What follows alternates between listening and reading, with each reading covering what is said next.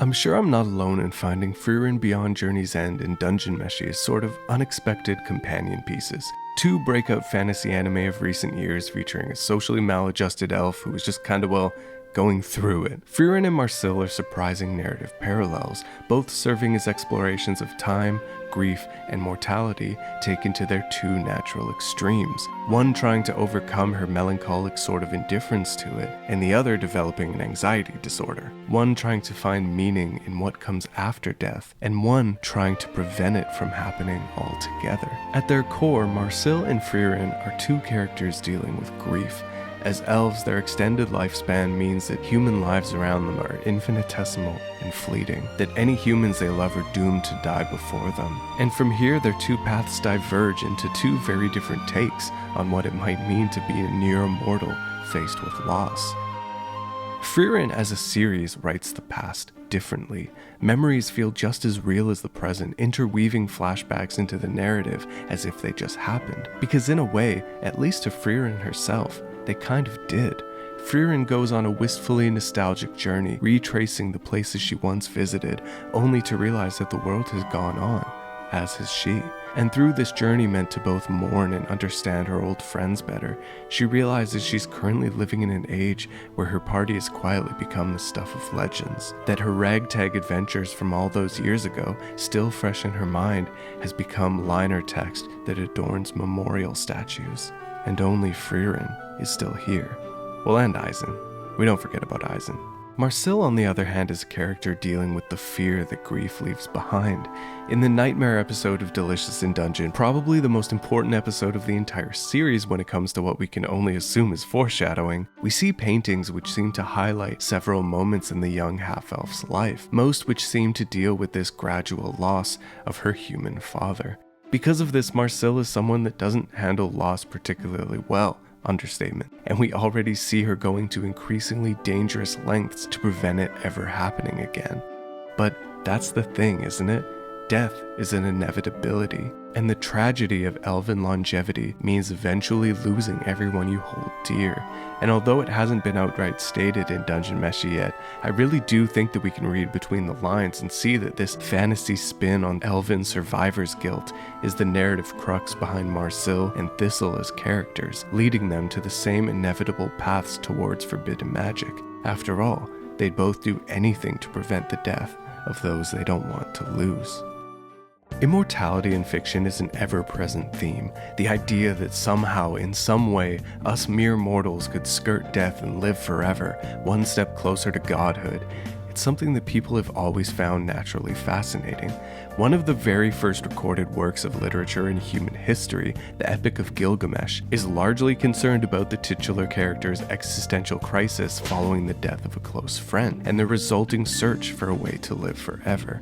Gilgamesh ultimately fails in his pursuit, realizing that a want for immortality is futile, that all anyone can do is live the one life given to them in the fullest. And even though that's one of the very first stories ever, we just never stopped writing about it. From immortal deities and mythological pantheons to Tolkien-style elves choosing between elven ennui and living as mortals, to the countless stories revolving around obtaining fountains of youth, philosopher's stones, peaches of immortality, or whichever other elixirs of life we've dreamt up of next. Immortality is a constant in fiction, a primary motivator for characters to take action against death, something as inevitable as the very passage of time they hope to fight. Immortality is nothing new in anime either, but it's typically painted as one of two distinct archetypes. We're all familiar with classic anime villains like Frieza and Orochimaru and countless more hatching their evil schemes to live forever, and this sort of dickhead, I want to be immortal so I can be an evil guy forever energy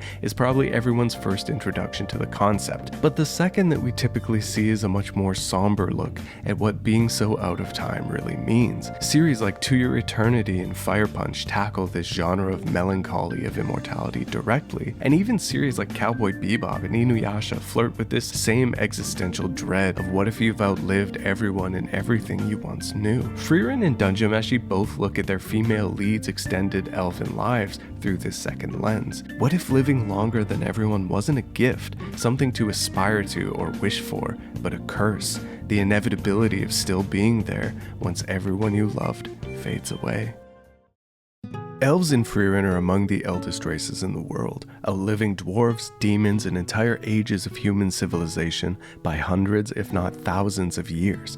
There are few elves that walk the earth still, but they all do so having lived an unfathomably long time, with the same sort of gravitas afforded towards the next 100 years as you or I wondering what to have for dinner tomorrow. Because of this, the elves of Frieren have this sort of general aloofness to humans, seeing them as flames that burn brightly for a moment, but extinguish just as fast. There's a sort of bemusement elves have to the lives of humans, like what'll these silly little guys get up to with their momentary blip in the span of all eternity? You know, nothing too existential or anything. Zirie's search for... No! Zirie's search for a worthy apprentice is repeatedly cut short, not with a lack of human potential, but with just how much they can accomplish in an average human lifetime. A mere 80 years to pass on all the magic of the world from the living grimoire herself, it just isn't enough. It could never be enough.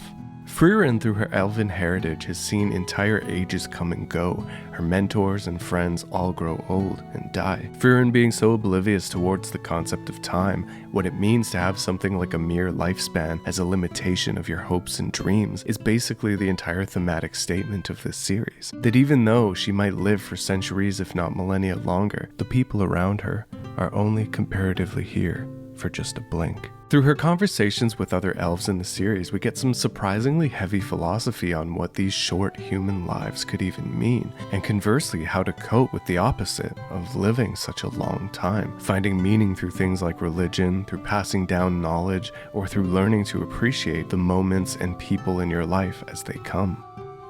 All that said though, Frieren is a series about the exploration that people do in fact live on after death. It's just in how they're remembered, in the legacies they've left behind. It's in the impact they've had on the world around them, and the way they've made others appreciate things differently in their own life. The things Himmel and Flamma once cherished have since become things that Frieren has learned to love herself, and as she shares them with her new apprentices, the echoes of her old companions are, in a sense, still alive through her. It's in this that Frieren takes its own stance on immortality, that a person only really dies when they are forgotten, that everything that's ever touched our lives lives on through us. In Dungeon Meshi, at least from what we've seen from Season 1, elves live in their own societies, often only intervening in worldly affairs when dungeons of the world are becoming a threat that can't be ignored, or to start shit with dwarves for the millionth time. As a half-elf, Marcille herself is a bit of an outlier, being forced into tall man society, but also being cursed to eventually outlive them all. She's a sort of before picture of Frieren, where her fear and looming survivor's guilt comes from a place of wanting to avoid the deaths of those she loves before it even happens. And the series really seems to present this as the main moral question in Season 2. How far is she willing to go to save those she loves? In Dungeon Meshi, immortality is something touched on through Thistle, and really through the entire dungeon itself.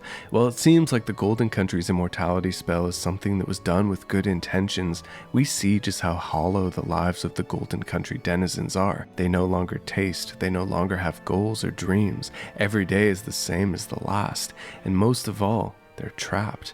If ever they should leave the dungeon where the immortality spell seems to take place in, they simply fade away, crumbling into the dust they should have been long ago. In this context, we can almost take King Delgal's rise to the surface as one final act of defiance to the Mad Mage's immortal prison. We really have no clear confirmation at this point in the story, but it's clear through Yod and hinted to by Delgal that this life, if you could call it that, isn't truly what anyone wants, but something they've been forced into.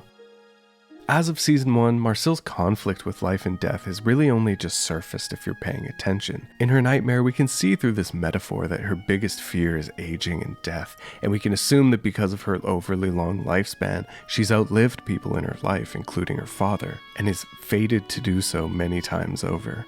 Marcille is paralleled by Thistle, the Mad Mage, who seemed to explore the ancient magic out of fear of the exact same thing.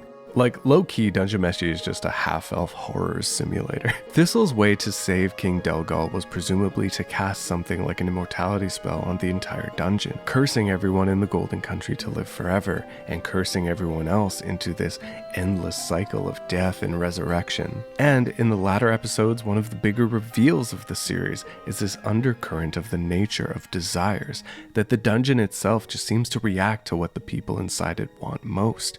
And what could be a more natural desire than not wanting to die? In a sense, maybe the entire dungeon itself is just one twisted desire born of this fear of death. I actually have no idea, and please don't spoil me in the comments. In Frieren and Dungeon Meshi both, time is a curse, and elves are born into this eventual heartbreak that is losing somebody. But they aren't alone in that. These stories both come from the very real eventuality that no one lives forever, that all we can do is appreciate the people in our lives while we have them, holding on to those memories and carrying their legacy forward.